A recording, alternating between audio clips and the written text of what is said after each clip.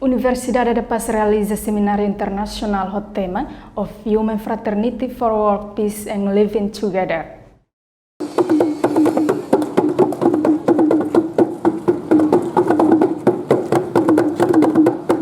Sábado semana kotuk, Universidade da Paz realiza seminário internacional e a salão paz o orador principal Husi Muhammad Abdul Salam, secretário-geral do Comitê Superior da Fraternidade Humana. E a bibang Muhammad Abdul Salam apela bafoensa esira atu hare malu kasimu malu nudar mau aling hodilori na saung ba oing. Hawa cara kato apela ida ba ini foensa esira atu estabelece na fatima de amizade.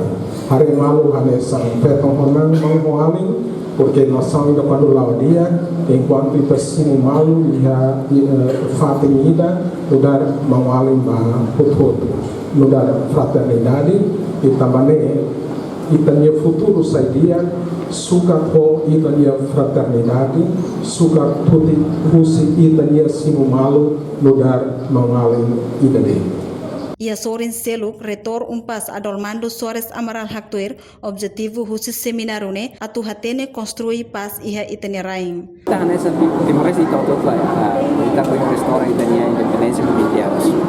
Kayak itu ya problema kompleto sebenarnya. Tapi kita masih kategori yang sama komplit.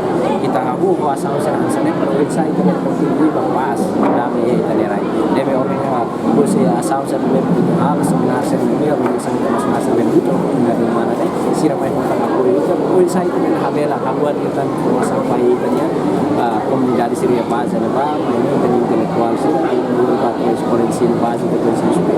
Foto dengan orang papel para depois kita ini dan ini ada dari nakok para ben Hanoi kono para pas ada di Tanyerai. Tuir agenda Presidente da República Moscolia e a cerimônia vai be ocupado. No se festado delega Dionísio Babu, mas representa Presidente da República e a cerimônia Reportagem Selfiana Kai Televisão Timor Post.